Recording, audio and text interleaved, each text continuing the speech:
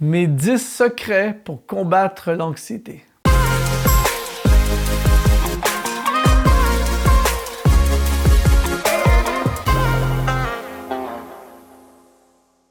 Bonjour, ici Luc Dumont d'Exponentiel.net. Aujourd'hui, j'aimerais avoir un moment avec toi où je vais te partager un peu des choses que je fais dans ma vie pour combattre l'anxiété lorsque l'anxiété vient pour m'attaquer. Mais juste avant, je veux avec joie t'offrir une formation gratuite que j'ai créée qui s'appelle « Les 4 secrets pour le succès de ta destinée ». C'est une formation qui est énormément téléchargée en ce moment. Je te l'offre gratuitement.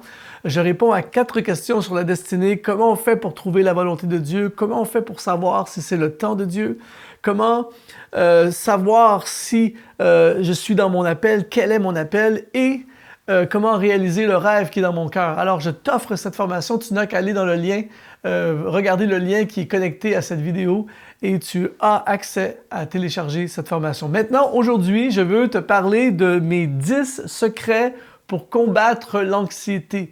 On me pose régulièrement la question, Luc, est-ce que ça t'arrive d'être anxieux, d'avoir de l'anxiété? Et je réponds toujours à cette question, bien sûr. C'est-à-dire qu'il y a toujours des événements qui vont arriver dans nos vies. Nous ne sommes pas à l'abri d'avoir des moments où l'anxiété voudrait prendre prise sur nous. Et je me souviens, surtout dans le contexte dans lequel nous vivons, beaucoup de gens sont anxieux. Je me souviens il y a quelques semaines lorsqu'ils ont annoncé l'interdiction de tous les rassemblements de 250 et ensuite 100 personnes, etc., etc. Et la première pensée qui m'est venue à l'esprit, je me suis dit « Wow, c'est pas mal ça que je fais dans la vie des événements et des rassemblements. » Lorsqu'ils ont interdit les voyages, je me suis dit « Oh, qu'est-ce qui va arriver avec le ministère, avec mes tournées, tout ça. » Et facilement, l'anxiété veut venir prendre place à l'intérieur de nous et c'est très, très dangereux, les effets de l'anxiété. Alors, au fil des ans, puisque c'est quelque chose qui m'est déjà arrivé auparavant, j'ai développé 10 choses que je fais à chaque fois que l'anxiété vient et qui m'ont beaucoup aidé à combattre l'anxiété au fil des ans. Je vais te les partager rapidement. Première chose que je fais lorsque l'anxiété vient sur moi, c'est isoler la situation. Ce que ça veut dire, c'est quelle est la vraie raison de mon anxiété. Pour beaucoup de gens, ils pensent que l'anxiété, pour certains, on pense que c'est le coronavirus, mais la vraie raison pour plusieurs personnes, ce n'est pas nécessairement le coronavirus, mais c'est qu'est-ce qui va arriver à mon entreprise, qu'est-ce qui va arriver à mon ministère, qu'est-ce qui va arriver avec mes finances personnelles. Pour d'autres personnes, ce n'est pas pour eux-mêmes, mais qu'est-ce qui va arriver à mes parents qui sont plus âgés. Et donc, j'isole pour savoir quelle est la vraie raison de mon anxiété. Donc, tu peux attaquer la bonne chose lorsque tu isoles et tu sais quelle est la raison. Alors, pose-toi la question, qu'est-ce qui fait en ce moment que tu es anxieux? Deuxième chose que je fais, je choisis les bons moments pour penser. Ça fait bizarre de dire ça, mais au fil des ans, j'ai développé, ce n'est pas parfait, mais j'essaie le plus possible de contrôler les moments où je pense à certaines choses. Par exemple, c'est un choix que j'ai fait depuis plusieurs années de ne pas essayer de régler un problème au milieu de la nuit. Lorsque je me réveille à 3 heures le matin, parfois à l'occasion, ça peut arriver, et là, tout à coup, je pense à une situation, un défi, un problème. À 3 heures le matin, tout est amplifié.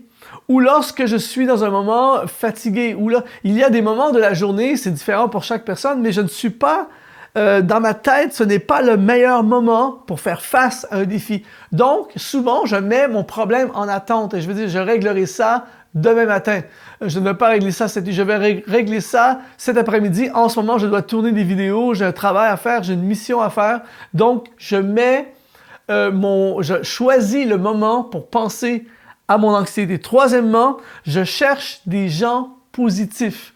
C'est-à-dire que dans ma vie, j'ai le privilège d'avoir des gens extraordinaires qui parlent dans ma vie, m'encouragent, voient dans une perspective différente et qui sont positifs, constructifs dans leurs commentaires, leurs propos. Donc, quand je vis des moments d'anxiété ou que je sens que l'anxiété voudrait s'emparer de moi, je cherche ces personnes qui viennent me parler. Ça m'est arrivé très souvent et ces personnes, même des fois, ne le savaient même pas, mais en parlant avec certaines personnes dans ma vie, parfois, j'ai vu littéralement le niveau d'anxiété baisser juste par leurs commentaires, leurs encouragements, leurs perspectives différentes, leurs paroles positives. Donc, c'est très important que tu trouves dans ta vie, si tu as des moments d'anxiété, des gens positifs. Quatrième chose que je fais, quatrième secret, lorsque je sens l'anxiété qui veut m'envahir, je passe à l'offensive.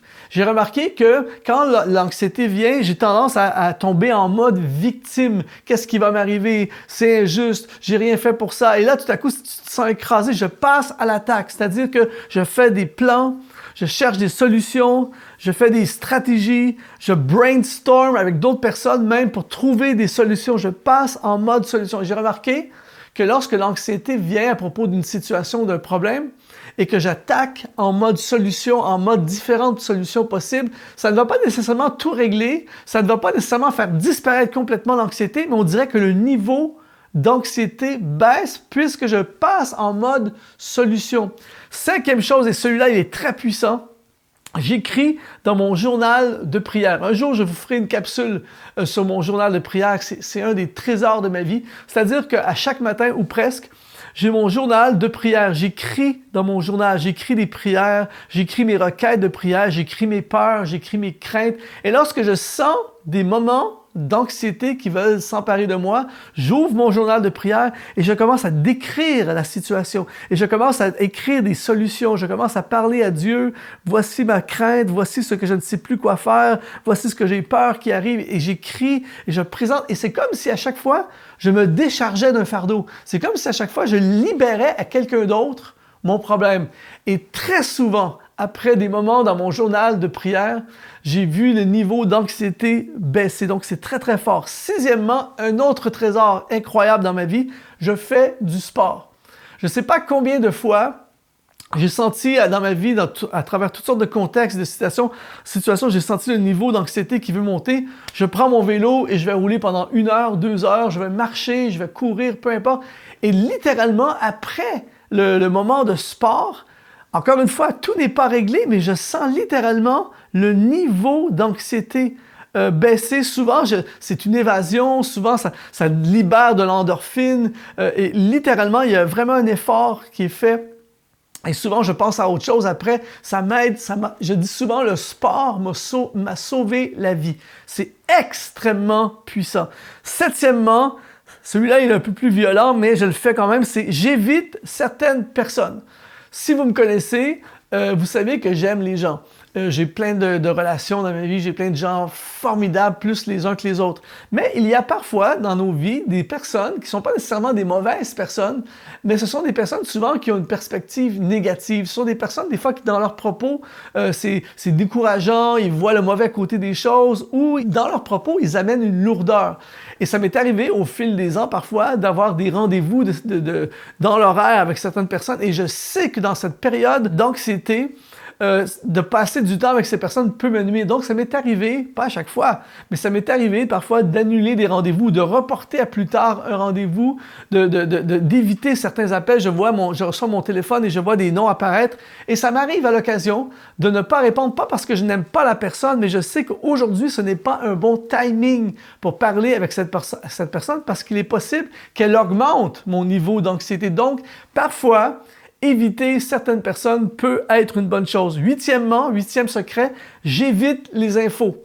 J'essaie de me tenir au courant de ce qui se passe dans la société autour de moi, mais dans des moments d'anxiété, je n'ai pas besoin de passer 1 heure à entendre tout ce qui peut mal aller, à quel point tout peut s'effondrer, à quel point il est arrivé telle tragédie, tel problème. Ça ne fait que alourdir le poids qui est sur mes épaules. Donc ça, c'est un des classiques que je fais. Quand je sens le niveau d'anxiété monter, je me tiens loin de toute forme d'infos, de journaux, de nouvelles. 9e chose que je fais, 9e secret, c'est je remplis mon agenda. Et là, je ne parle pas d'une fuite. Je ne parle pas de se noyer dans le travail. Mais ça m'est arrivé souvent au fil des ans, dans des moments d'anxiété, de juste me tourner vers les autres, servir les autres, remplir mon horaire à aider les autres, faire des vidéos, écrire, aller voir des gens, faire des rendez-vous, conseiller des gens et juste me tourner et occuper mon agenda. Et lorsque tu es occupé à faire autre chose, tu as moins de temps à penser à ton problème et amplifier inutilement ton problème. Donc, je suggère à tous ceux qui vivent l'anxiété, pour une certaine période de temps, d'augmenter la charge dans votre agenda juste pour ne pas que focaliser sur ton problème. Et la 10e chose que je fais, qui m'a beaucoup aidé et que j'essaie de faire à chaque fois que je sens l'anxiété venir, c'est que je dors plus. C'est-à-dire que j'ai remarqué dans ma vie que quand je suis très fatigué, je suis plus vulnérable au découragement, aux attaques de panique et à l'angoisse. Et j'ai remarqué que quand je dors plus, quand je suis reposé, je suis plus guerrier, je suis plus prêt à affronter le défi. Donc, dans des moments, ça m'est arrivé au fil des ans, je suis quelqu'un qui se lève très tôt le matin, mais dans des moments d'anxiété ou de tentative d'anxiété, il n'est pas rare pour moi d'ajouter 1 heure de sommeil de plus pendant plusieurs matinées, juste pour être plus reposé, être capable de me battre, d'avoir une perspective de quelqu'un qui est reposé. Quand je suis fatigué, tout est une montagne. Alors, ça, ce sont mes 10 secrets. Et je peux t'assurer, mon ami, que ça a fonctionné, certains plus que d'autres à certains moments, mais ces 10 secrets m'ont tellement aidé que je n'ai pas pu m'empêcher de te les partager et j'espère vraiment qu'ils pourront contribuer à toi aussi, faire baisser le niveau de ton anxiété. Et je veux juste te dire également en conclusion que le Dieu Tout-Puissant qui existe et qui est tellement puissant peut être la paix absolue qui va venir sur toi et t'aider. Donc, Dieu dans l'équation, au centre de tout, plus ces 10 choses, et je peux t'assurer que ça va vraiment t'aider. C'est un plaisir pour moi de t'aider. Alors, continue à t'accrocher aux promesses divines et à avancer. Ne laisse pas l'anxiété détruire ta vie, ça c'est certain. Et aussi, je t'encourage à t'abonner à la formation gratuite en allant sur le lien qui apparaît dans la description de cette vidéo. Ici Luc Dumont, c'est toujours un plaisir de te servir et je te dis à très bientôt.